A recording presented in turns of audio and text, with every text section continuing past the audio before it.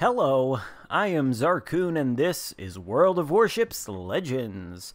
Today we're going to talk about the new premium Tier 7 American battleship USS Georgia, which is the reward ship for the ongoing campaign of June 2021. As usual, we will take a look at my mod selection, commander build, the armor viewer, and then jump into some gameplay and talk about the ship's stats and how I think it's best played. I'll say that I like the Georgia. I think it's a pretty good campaign ship, certainly better than the one that preceded it, and if you like American battleships, you're definitely gonna like this one. Now on to the mod selection. In the first slot, note that I have the Secondaries mod, which may not be the most useful way to set this up, but I don't want the turret traverse mod because it increases the reload time, and maybe AA would be better. But in the second slot, I've got propulsion, third slot RGA, and fourth slot artillery plotting room, which tightens up the dispersion by quite a bit on American battleships. William Sims is, of course, at the helm with A.L. Scharnhorst and Cunningham as inspirations. If you don't have Scharnhorst, you might want to go with Jojo, Ciliax, Von Essen, some guys that'll buff the AP characteristics. As for the armor viewer, we've got 32mm plating on the bow and stern, pretty typical of battleships at this tier. And on the sides, we also have 32mm of torpedo damage protection plating, and then the upper belt armor and the deck armor are both 38mm, and the citadel protection on the side is 297mm. As for the citadel itself, it's not super exposed. In fact, I think it sits just at or maybe a little bit beneath the waterline, but definitely vulnerable if you're giving broadside like most American battleships, and you can get wrecked pretty easily, so you definitely want to practice good angling as always in your battleships. Now on to the gameplay. We're going to be on Hotspot Domination Mode game, and we will start by running down the stats. Keep in mind that these are the base stats, influenced only by the perma camo that you get with the ship, and I will note where my Sims Commander build makes a difference. So the Georgia has 63,000 hit points at base, which actually puts it on the lower end of the HP spectrum for Tier 7 battleships, but with Sims I've got it raised up to a respectable 65,240. 26% torpedo damage reduction, which is pretty average for battleships at the tier, but of course a lot of torpedoes at this tier really hurt when they hit you, so 26% damage reduction isn't a whole lot. You want to avoid those torps, in other words. The guns, which we're maybe about to shoot here at this Vladivostok, I can't remember, I think we are, but the results aren't going to be incredible or anything. It's got 6 457mm guns in 3 double turrets. Now, 457mm guns makes them the biggest guns at Tier 7, and 6 of them also makes it the fewest guns simultaneously at Tier 7. 457mm guns are, in fact, 18-inch guns, like the Yamato. But keep in mind, the Yamato's gun size is 460mm. These guns are 3mm smaller, and you might not think that 3mm makes really any kind of difference, but it makes a very significant and meaningful difference. The Georgia, unlike the Yamato, is not capable of overmatching 32mm of bow armor, so you're not going to be going straight through the bows of same-tier battleships. Instead, you only have the capability to overmatch 30mm of armor, which isn't, let's just say, the most common armor value at this tier in the game. The only ships that readily come to mind that have significant and prominent 30mm plating are the Edinburgh, which has it everywhere, so the Georgia can overmatch that. And also the Amalfi has some 30mm side plating that the Georgia is going to be able to overmatch. So if you enjoy playing the Edinburgh or Amalfi, look out for this thing because it'll overmatch you and it'll wreck your day pretty quick. Range on these guns, 17.7 kilometers, which rivals the Iowa for the longest range at the tier, but I've got them reaching out to 19.5 kilometers with Sims. A very nice 26-second reload on this ship, even though these guns are so big. I suppose that's to compensate for the low number of guns, but the 26-second reload is comparable to battleships at the tier with much smaller 15-inch guns, like the Bismarck or Jean Bart, as long as the reload booster on that French battleship isn't in the conversation. 45-second turret traverse time, which is on the higher end of the spectrum, same as the Iowa, but I think I've got that down to a more manageable 36 seconds with the gyrating drill bits commander skill. 6,450 HE alpha and a 43% fire chance. That's the second highest HE alpha at the tier, behind the Amagi actually, and it actually has a higher fire chance than the Vanguard.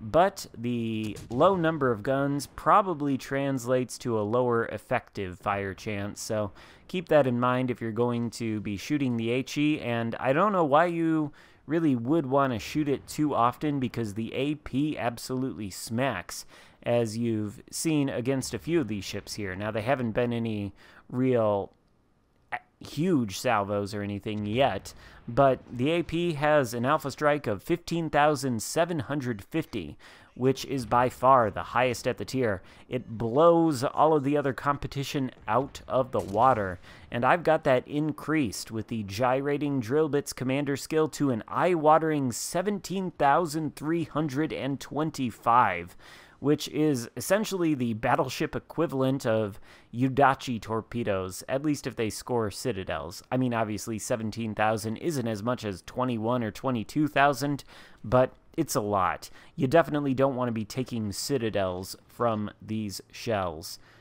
For what it's worth, the Georgia also has secondaries, 20 of them, 127 millimeters in size, and they do seem to have pretty excellent accuracy, like other American battleships, but I don't think you necessarily want to build for them since their base range is only 5 kilometers. Now, I do have the secondaries mod in the first slot, and that increases them to 6 kilometers, and I was for a time testing out my Willis Lee build, which I use on the Massachusetts, and that build is built for full secondaries. With that build, they can range out to 7.5 kilometers, and honestly, it's not useless because the Georgia can be pretty effective in the brawling situation, and those secondaries can be nice when you're in brawling situations, or when you get destroyers close enough to you for them to actually shoot at them, because again, they are pretty accurate.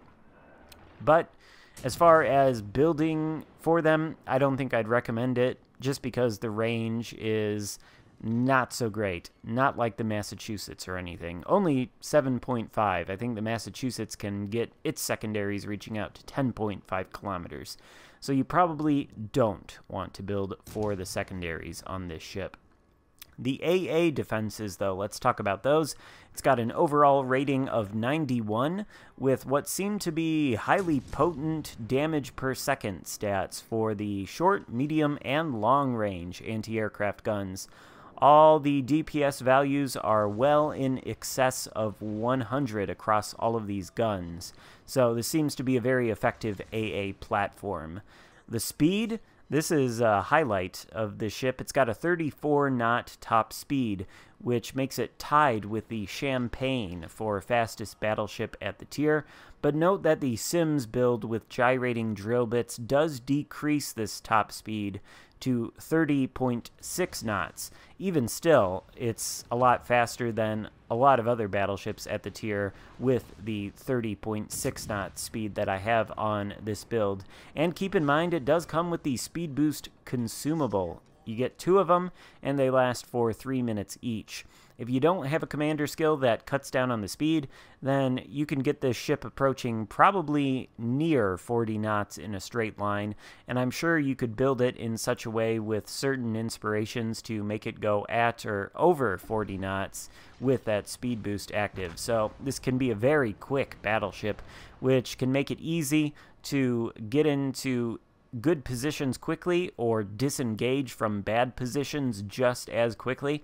but if you're not paying attention to where you're going, it can also get you in trouble. Here, by the way, is an example of these guns absolutely ripping into somebody. 22k salvo on that Siegfried.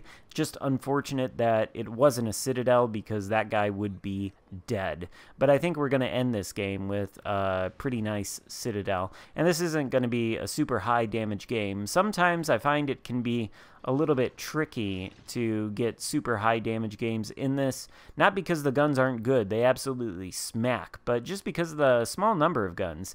You don't have a lot of shells in comparison to other battleships. There's not a lot of fire volume going on here, and these guns are pretty accurate, but of course they have battleship accuracy, which is up to RNG a lot of the time. So sometimes you'll find you're only going to be hitting, 2-3 shells, even with a full accuracy build, which does seem to cut down on your damage output just a little bit.